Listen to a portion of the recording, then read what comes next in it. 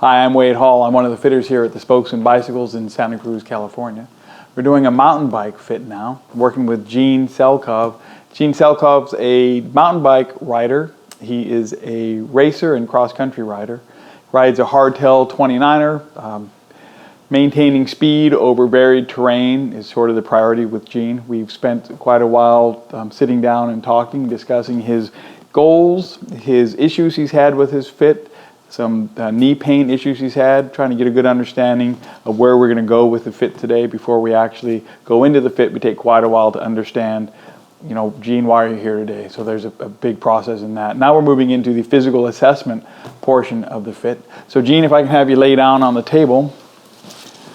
So what I'll do in the physical assessment portion, we'll probably take half hour, 40 minutes and look at as many pieces and parts of Gene's anatomy and his range of motion, his strengths, his weaknesses, try to get a good understanding of what's going on with Gene's body. When we actually put him on the bike, we'll know what's neutral for Gene. We'll know what to expect. If we see excessive hip movement, we'll have an understanding of maybe his pelvic structure is causing. It's not a bike fit issue, it's a Gene issue. So we take some time to understand all this. Let's just relax.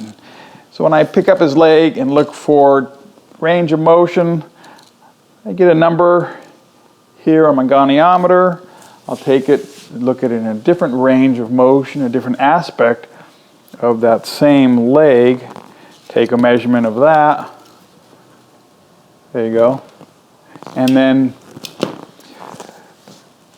I'll put that here in my program. I'll actually jot the numbers down. I've got everything we've done, everything we'll look at today, I'm keeping track of. It's all the pieces in the puzzle of what makes Gene neutral on a mountain bike. So we've got a good understanding of Gene right now. We've gathered a whole lot of information. We're going to move him to the bicycle and see what it's going to take to make him comfortable, put him in a neutral position on the bike using this information we've gathered. So we've been working on the bike with Gene for a while now. Spent quite a bit of time fitting him. Started off here. When we worked with him for a while, we put him in this position. So this is a good neutral position for Gene. We started off doing the interview where we discussed his issues, his comfort, and actually the reason why he came here in the first place. His knee problem was a big factor there. We did some assessment on the table and here around the fit room to understand the way his body mechanics are, some of the strengths, weaknesses, and limitations, range of motion issues. So we've got a pretty good idea. I'm pretty sure we know what was causing the knee pain. I think we've got a good handle on it. We've changed the footbeds in his shoes, a little bit of cleat adjustment. I think we've got a pretty good alignment there. And we'll see, time will tell. We ask people to come back for follow-up appointment 2 or 3 weeks from now, and we'll talk, see if we have a good handle on that. So this is Gene's neutral position. He's a cross-country racer. He's real concerned about going uphill fast. He's real concerned about maintaining speed over varying terrain. This is a good position to allow him to do that. He has relaxed shoulders, unlocked elbows, a nice neutral wrist. If you notice, when he started, he was in more of this type of position, stiff arms, really peaky shoulders. Now everything's a lot more relaxed. It's a good neck extension, just a much softer position on the bike.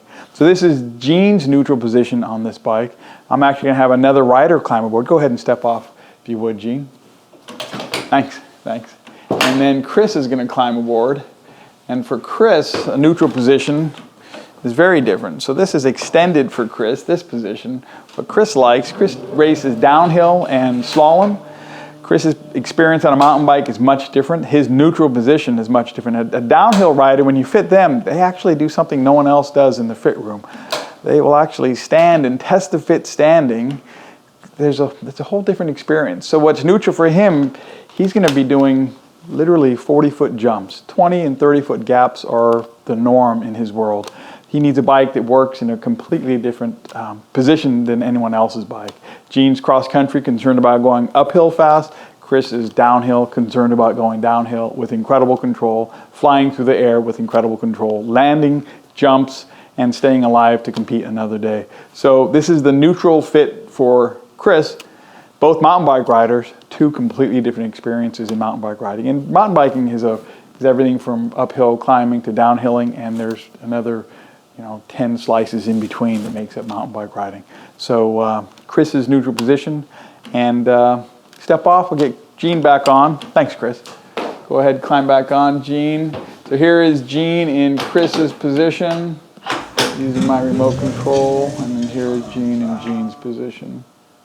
Again, neutral wrists, unlocked elbows, relaxed shoulders, so Gene's neutral position. We're going to take this position from the machine, we're going to translate it to his bicycle, do some detail work, get the shifter placement right, get the brake lever placement right. We all have different hand sizes. We want to get the brake lever adjustment right, want everything just right. The details are some of the fun parts of the fit, are getting the details dialed in. So we'll get all that figured out and send Gene down the trail with a smile on his face. See him in a few weeks for a follow-up and see how we did.